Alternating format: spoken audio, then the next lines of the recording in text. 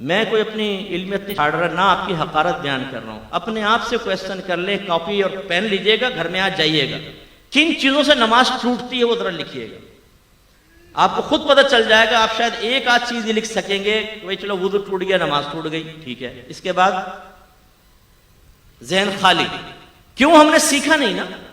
یاد رکھیں کہ جو علم سیکھے بغیر بعض اوقات نماز پڑھتا ہے، میں نہیں کہتا ہوں، آپ کے نبی ارشاد فرماتے ہیں ایک بندہ 60 برس تک نماز پڑھتا ہے لیکن اس کی ایک بھی نماز اللہ کی بارگاہ میں مقبول نہیں ہوتی، اس لیے کہ وہ رکوع صحیح کرتا ہے تو سجدہ غلط کر دیتا ہے، اور سجدہ صحیح کرتا ہے تو رکوع غلط کر دیتا ہے.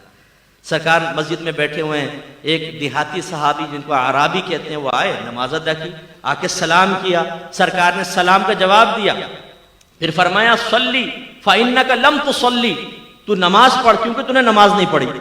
بڑا حیران ہوا، گیا پھر نماز پڑھی. پھر آئے، سرکار نے سلام کا جواب دیا، فرمایا یہی جملہ، جاؤ دوبارہ نماز پڑھو. پھر گئے نماز پڑھ کر آئے، سرکار نے فرمایا تو نے نماز نہیں پڑھی، دوبارہ پڑھ. کہنے لگے یا رسول اللہ مجھے تو ایسی ہی آتی ہے، آپ تعلیم فرما دیں. اب وہ کر کیا رہے تھے؟ علماء نے اس کی تشریح بیان یہ کی کہ رکوع کے بعد سیدھا کھڑا ہونا، اس کو قوما کہتے ہیں، یہ واجب ہوتا ہے. سیدھا کھڑا ہو کے کم از کم ایک بار سبحان اللہ کی مقدار آپ کو کھڑا ہونا ہوگا، پھر آپ سجدے میں جائیں. ایسی ایک سجدے سے جب ہم اٹھ کے بیٹھتے ہیں اس کو جلسہ کہتے ہیں. اس میں بھی کم از کم ایک بار سبحان اللہ کی مقدار بیٹھیں گے اور پھر اس کے بعد ہم دوسرا سجدہ کریں گے. سبحان اللہ مجھ سے کہنا نہیں ہے، جتنی دیر میں سبحان اللہ ہوتی ہے اتنی دیر بیٹھے پھر اگلا. اب ہمارے بھائی کیا کرتے ہیں، رکوع میں گئے، یہ اٹھے فوراً، اور نماز پڑھتے ہوئے تیزی سے دیکھیے گا یوں چک چک چک چک، ایک سجدہ پورا نہیں اٹھے گا، پھر فوراً. اتنی تیز نماز پڑھتے ہیں بعض، خاص طور پہ بچے جن کو گیم سے اٹھا دیتی نا، امی نماز پڑھو، کم وقت تو گیم بند کروا دوں گی. اچھا امی پڑھ رہے، ان کی نماز کی سپیڈ آپ دیکھیں.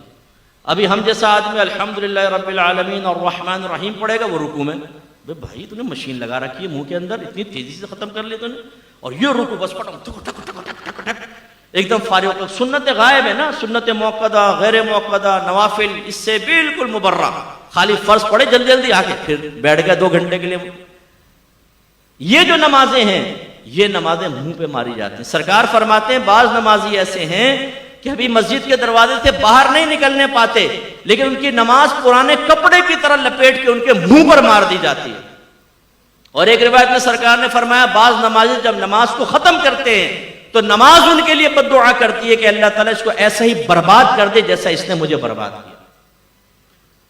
یہ یاد رکھیں، میں ایک صرف مثال دے رہا ہوں سمجھانے کے لیے. نمازیں، روزے یہ ایسا چیک ہے کہ جو بروز قیامت کیش ہوگا. اور آپ کو پتا ہے چیک صحیح نہ بھرا جائے تو باؤنس ہو جاتا ہے نا، وہ پھر ریجیکٹ ہو جاتا ہے، ریٹرن ہو جاتا ہے چیک. ایسے اگر اللہ تعالیٰ کی بارگاہ میں یہ عبادات مطلوب شرع کے مطابق ادا نہیں کی تو یہ رد ہیں. میدان محشر میں پہنچیں گے تو پتہ چلے گا کہ تیری تو 40 سال کی نمازیں برباد، تیری 30 سال کی نمازیں برباد. کیا فائدہ ہوگا اس کا؟ ہم نماز کو بوجھ سمجھ کر ادا کرتے ہیں بعض اوقات، یار بس سر سے بوجھ اتارنا ہے، نہ دل لگ رہا ہے نماز کے اندر، جلدی جلدی نمازیں پڑھ رہے ہیں، اور خیالات کی یلغار ہے، یلغار، خوف خدا کے ساتھ نماز ہی نہیں پڑھ رہے. حالانکہ آپ کے نبی نے ارشاد فرمایا جس نے 2 رکعت نماز، زیادہ نہیں، 2 رکعت نماز ایسے ادا کی کہ اس میں دنیا کا کوئی خیال اپنے قلب میں نہ لایا، وہ گناہوں سے ایسا پاک و صاف ہو جائے گا جیسے آج ہی اپنی ماں کے پیٹ سے پیدا ہوا. لانا فرمایا آنا نہیں. خیالات تو آئیں گے، ایک شیطان ہے جو خیال ڈالے گا، لیکن ہمارا کام کیا تھا؟ خیال آیا اس کو فوراً ٹال کر اللہ کی طرف متوجہ ہوئے. اللہ کی طرف متوجہ ہونے کا مطلب کیا ہے؟ تو ذات باری تعالیٰ کا تصور تو نہیں آئے گا نا بھائی ذہن میں. جو نبی نے فرمایا تم ایسے نماز پڑھو جیسے تم اللہ کو دیکھ رہے ہو. اگر تم اللہ کو نہیں دیکھتے تو وہ تو تمہیں دیکھ ہی رہا ہے، تو اس کے دیکھنے کا یقین ذہن میں حاضر کریں. یا پھر جیسے مدینے کا تصور کر لیا، مکے کا تصور، موت کو یاد کر رہے ہیں، میدان محشر، پل صراط، جنت، دوزخ، یہ ذہن میں لا رہے ہیں. یہ دنیا نہیں ہے، یہ آخرت. یہ خیالات آ جائیں. اور اسی طرح اگر کوئی خیال آ گیا زوجہ کا، بچوں کا، کرکٹ کا، کاروبار کا، جیسی آئے فوراً جھٹک دیں. یہ نہیں کہ آپ سوچنا شروع کر دیں.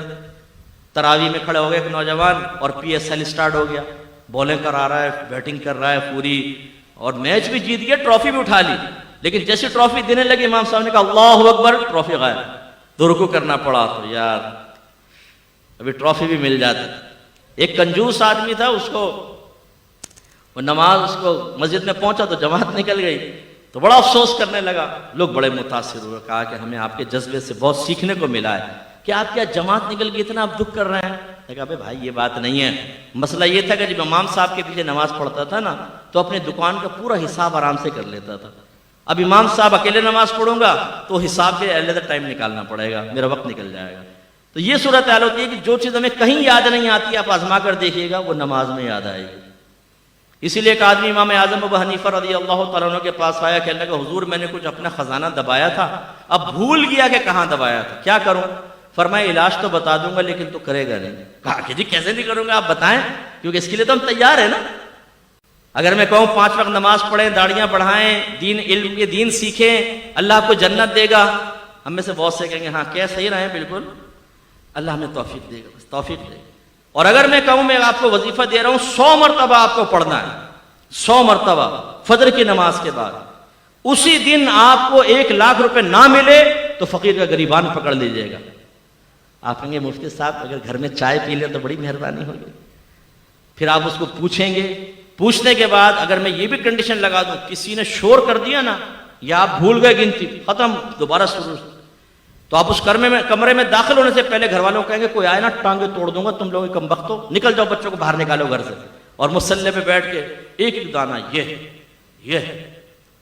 یہ ہمارا استغراق ہے۔ کیوں کہ مادی شے ہمارے سامنے آئے تو ہماری کامل توجہ ہوتی ہے، اور آخرت کے بارے میں کہیں تو بالکل بھی نہیں ہوتی۔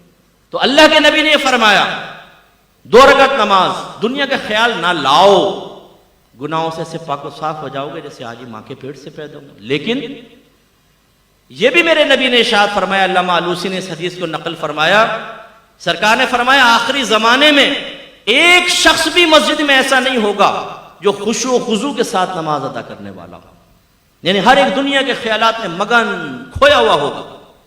ایک شخص کو سرکار نے دیکھا وہ نماز پڑھ رہا ہے تو اپنی داڑھی سے کھیلنے لگا نا، جیسے ہم لوگ سیٹ کرتے ہیں نا ہمارے نوجوان، یہ پف بنا رہے ہوں گے نا، ان کو وہ آئینے میں اپنا آپ کو ذہن میں آ جاتا ہے، تو جیسے وہ آئینے میں کرتے ہیں وہ بغیر آئینے کے بھی ویسے سیٹ کر لیتے ہیں کیونکہ وہ نقشہ ذہن میں ہوتا ہے۔